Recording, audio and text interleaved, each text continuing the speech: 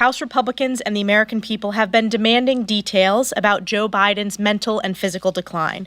But every time we raise these legitimate concerns, far-left Democrats and their loyal stenographers in the mainstream media rushed to Biden's defense, claiming that the clearly diminished Joe Biden was as sharp as ever and accusing us of peddling conspiracy theories. The cover-up is over and accountability is here. For years, House Republicans have known that Joe Biden is unfit for office. We also know that he will go to any lengths to maintain his grip on power. This is why it is so crucial that we take every possible measure to ensure that the 2024 presidential election is free from election interference and is constitutional.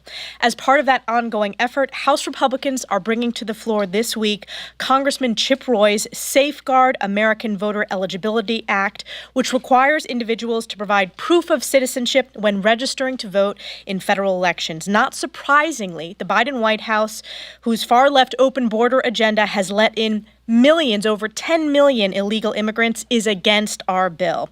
This is a very simple and logical concept rooted in the Constitution. Only American citizens should vote in American elections. Also this week, House Republicans are moving Mary Miller's CRA to stop Joe Biden's radical efforts to roll back women's rights and change Title IX to allow biological men to access women and girls' bathrooms, locker rooms, and sports. Next week, we are looking forward to uniting in Milwaukee behind President Donald J. Trump's America First agenda, which created the greatest economy in generations, the securest border in modern history, the lowest gas prices in years, and peace through strength around the world. With that, we're honored to be joined by Chip Roy, who is leading the SAVE Act this week on the floor. Chip. Well, I want to thank Chairwoman Stefanik. I want to thank the entire Republican leadership team, particularly the Speaker. Republicans are united. We are united behind a simple notion that I think at least 81% of Americans, maybe as high as 87%, depending on which poll you look at, believe in a simple concept, that only American citizens should vote in American elections, as Elise just said. Not surprisingly, our Democrat colleagues, in particular the president, yesterday in his statement of administration policy, take a different view. They don't believe that we should require only citizens vote. Our legislation is very simple. It's already unlawful, as our Democratic colleagues like to point out, for non-citizens to vote. But unfortunately, we don't have a mechanism for ensuring that that is the case because the courts have interpreted the law to prevent that. So our legislation simply fixes that. Our legislation provides for ample avenues for American citizens to be able to vote. In no way will Americans' right to vote be hampered, but instead we will ensure the integrity of our elections by requiring that we have documentary proof of citizenship to vote. Like, this is simple. You either want to preserve and protect what it means to be a citizen in the United States and preserve and protect this great country and do what the vast majority of Americans want to do, and that's what Republicans want to do, or you go down the path that our Democrat colleagues want to go down, which is to try to continue to prop up open borders and the efforts to, frankly, undermine the integrity of the elections by allowing people to vote who have no business voting and making the decisions for our country. I'm really proud of the work that Republicans have done on this. This is very simple, and I think the American people will see it for exactly what it is.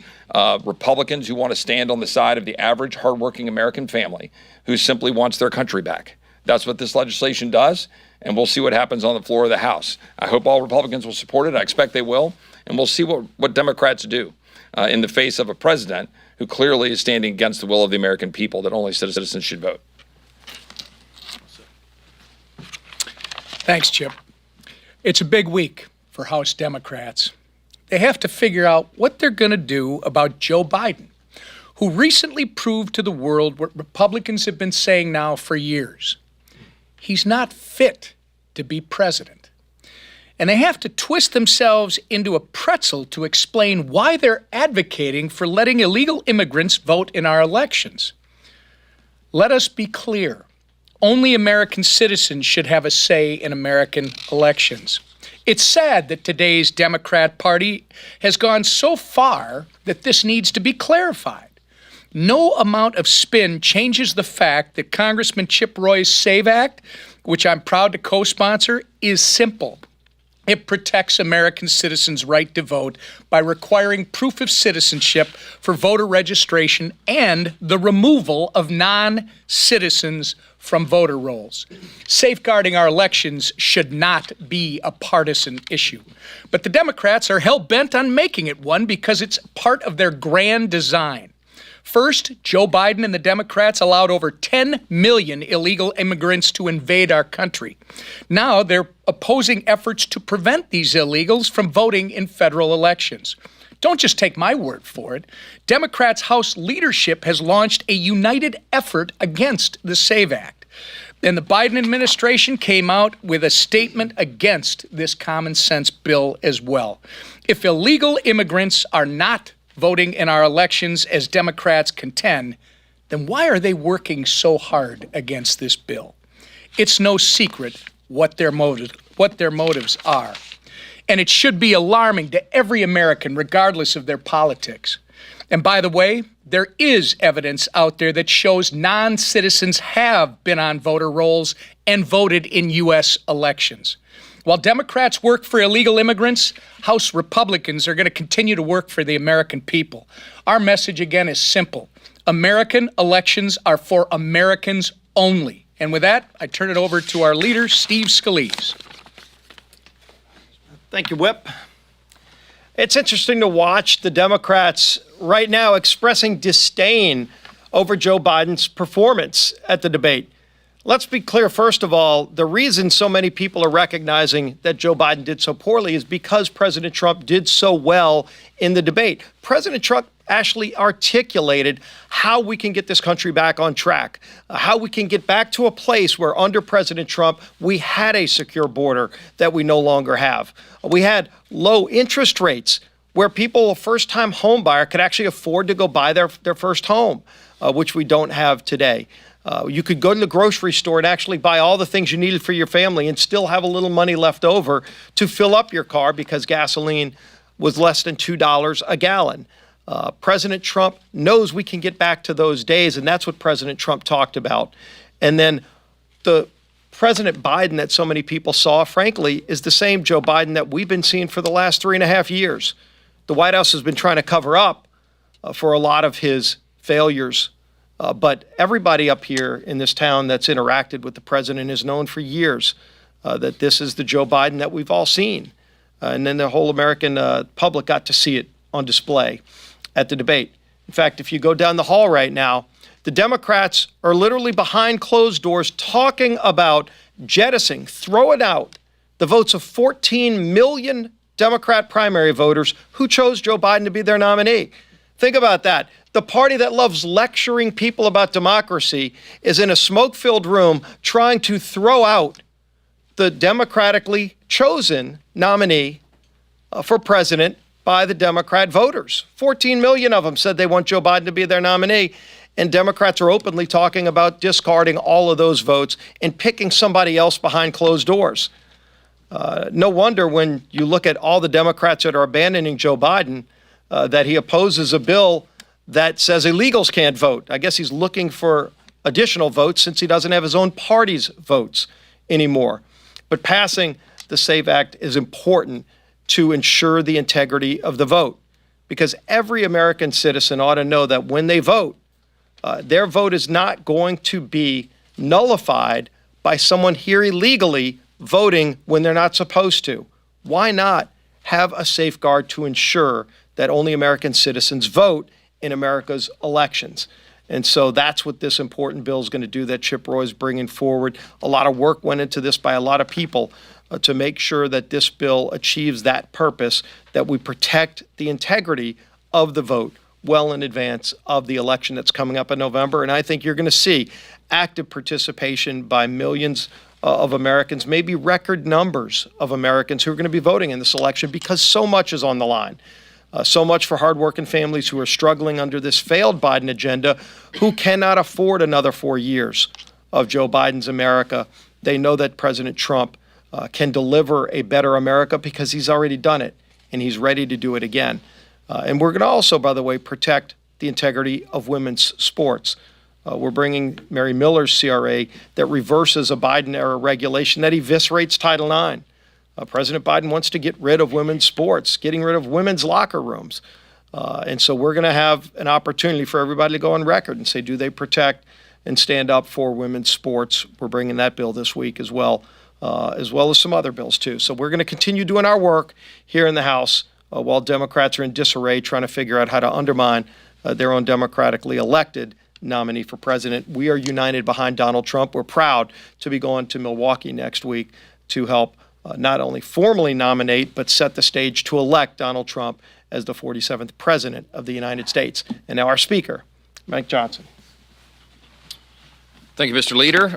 Thank you all for being here on what is, I believe, the smallest crowd ever assembled for a Republican press conference. I don't know where everybody is this morning. Oh, they're chasing down the Democrats for a change.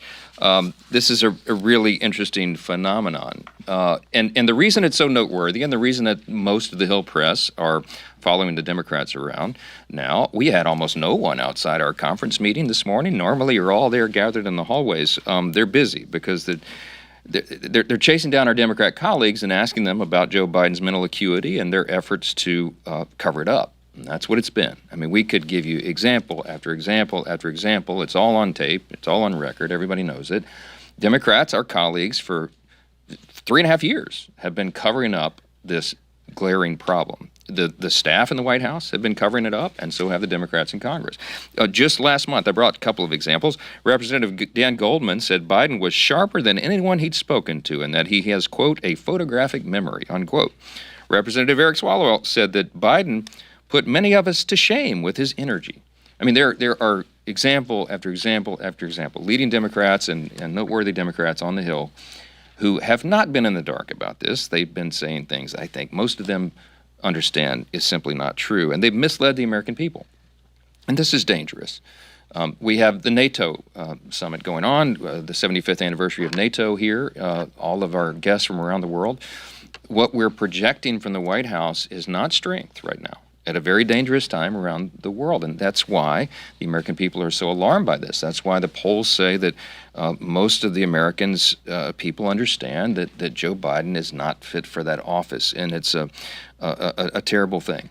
The Democrats have misled us, and they need to be held accountable for that. They've also been misleading everybody about the SAVE Act, which will be on the floor that you've heard about this morning. It's a very important piece of legislation. They're claiming to oppose the bill because they say it's going to make it harder to vote, but they know that that is not true. Many of the Democrats want all of these illegals to participate in our federal elections. They want them to vote. There's no other conclusion that you can draw. When the White House announced they would veto the bill, they effectively handed our elections over to all of these illegal aliens that have come here. And the number is far greater than what is being reported. We were in conference this morning. One of our colleagues from the state of Kentucky was down at the Texas border over the last week. And he was there with top border officials. It was down south of Laredo. And he said that he and the colleagues that were there personally witnessed 9 illegals cross the border and disappear into the woods. And 2 Border Patrol agents tried to follow them on foot, and they lost them. And they came back, and our colleagues then asked, well, how will you account for those numbers, to send to DHS so they can add them to the number? And they said, we can't count them. What do you mean? Well, the Secretary and DHS does not allow us to count anyone unless we can say conclusively that they didn't cross back over the border and go back. And we lost them in the woods, so we don't know. So they don't even count in the got-away numbers. This is how it's being done. Whatever number you think, whatever number is being reported is grossly underreported. I've been saying for some time, I think it's probably close to 16 million. That may be an underestimate. And it's a serious problem. And we cannot allow a federal election to be jeopardized by people who can run into the local welfare office, sign up for taxpayer benefits, and check a box that says, I'm a citizen and I want to vote. This is common sense legislation. Chip Roy has done an extraordinary job. Others have, preparing this, getting it ready. We have to make sure that we don't have an election that is flawed in this way. In states that are trying to catch these criminals, they're identifying thousands of illegal aliens who are indeed registering and trying to vote. Some states have already done their own audits. This will make sure that we can prevent this from happening, and so we've got to do this. You should ask every Democrat if they're voting against this legislation, how in the world they can justify it. On the Title IX CRA, we'll be voting on that. It's very important. You've heard it articulated several times this morning. I won't reiterate it, but I'll say 2 weeks ago, we had an event here on the Hill celebrating the 52nd anniversary of Title IX. And we had Chairwoman Virginia Fox and Congresswoman Mary Miller, who has brought the CRA. We had Heather Higgins at the Independent Women's Forum. We had former Education Secretary Betsy DeVos, and we had Riley Gaines there, some strong voices who advocate for safety and the protection of women in college athletics and in every other way. And it's interesting that the Democrats are on the wrong side of this. Also, a couple of weeks ago, just a few days before that event, Judge Terry Doty from the Western District of Louisiana, a federal judge, issued an injunction against the Biden administration rule that eviscerates Title IX and jeopardizes the safety of women. Here's what he said about it, quote, in the injunction: "This case demonstrates the abuse of power by executive federal agencies in the rulemaking process, and this abuse of power is a threat to democracy." We completely agree with that. Unlike Democrats, Republicans know what a woman is, and we know that women are worth protecting. We are trying to advance that cause. The Republican Party is pro-women, and the Democrats have to answer for that as well. More than 2/3 of Americans think that only women should be allowed to compete in women's sports, and this used to be common sense, and everyone agreed until the Biden administration, and they tried to upend that. I'm very grateful that we're going to be able to get this passed through the House. We'll send it to the Senate, and we will dare Chuck Schumer and the Democrats over there not to take up and pass the SAVE Act and not to take up the CRA on Title IX. With that, we'll take a few questions. Chad. Good morning. Thank you. Clarify for us where we are on inherent contempt. I know Anna Paulina Luna had indicated that there was another resolution that she was going to bring forward. Is that going to in fact happen tomorrow? And do you support it? We've heard different things. I know what you had indicated before the recess, when things were all on the table, you were looking at everything. She has indicated at least twice that you are for whatever this resolution is that she's going to bring forth and how that would work. I'm for being as aggressive as possible with holding Merrick Garland accountable. It is a very important institutional concern that we have, that a subpoena by the House must be complied with by the executive branch or anyone that a House issues a subpoena to. As you know, Merrick Garland refuses to turn over the audio tapes of the interview, the questioning that Special Counsel Robert Hur had with Joe Biden. We have the transcript, but we have a responsibility to ensure that the audio matches the transcript. Now, everybody in America knows. We all know why they don't want to turn over the audio, because it will obviously, presumably, show exactly what we all saw on that debate stage a couple of weeks ago, or Thursday last, and that's something that they've been wanting to cover up. So they're going to great lengths to exert executive privilege, which has no... Here's a question everybody needs to ask. How can the executive branch, how can the Attorney General, who works under the executive branch, exert executive privilege over something that is not in his purview? This is the special counsel outside of that. By definition, it's supposed to be a separate and independent decision maker. They don't get to exert executive privilege over something that is not theirs. So the whole thing, I think, will easily be defeated in court, and that's why we brought a lawsuit in federal court last Monday to enforce our subpoena. So we're being as aggressive as possible. I've talked with Anna Paulina Luna and other colleagues about her inherent contempt motion, and she may well bring it. If it's support what she's going to bring forward? Look, You say you're going to be as aggressive. But if it's brought to the floor, I'll vote for it. But as a constitutional law litigator, a former constitutional law litigator, my preference is to follow the legal process and legal proceedings that protect the institution.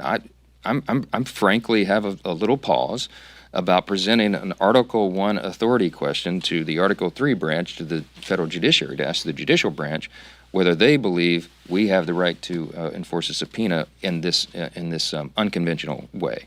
I'd rather do it in the way that we've done in our present litigation, but we'll let the chips fall where they may. Every member has a right to bring a privilege motion like that, and Anna's very committed to the principle, and I am too. We all are. I think every Republican is. And so we'll see what happens with that. So, yeah. Thank you, Mr. Speaker. So since Congressman Roy's right there, do you plan on moving his 25th Amendment resolution forward at any point? So I was asked, I think maybe the next day after the debate, if I were in the Biden cabinet, That was how the question was presented to me. Would I be mulling over the 25th Amendment, applying the fourth clause of the 25th Amendment, which has never before been employed in that way? And I answered honestly, yes, I would. If, in good conscience, if I was in the Biden cabinet, I would be wrestling with that question because I would know what we all know now, that Joe Biden is not up to the task. And it's a dangerous situation for the reasons we articulated earlier. So there's a time to every purpose under heaven. Desperate times call for desperate measures. I think the 25th Amendment is appropriate here.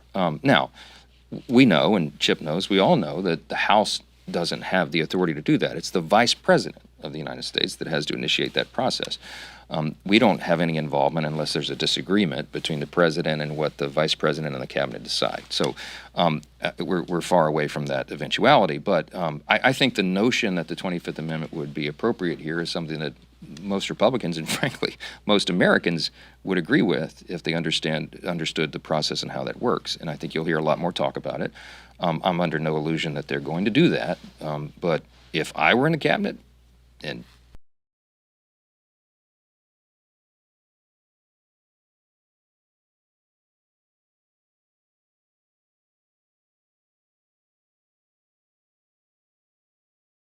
Chip was in the cabinet, if any of us were in the cabinet, we would have to honestly say that that's something we'd have to wrestle with. So, yeah.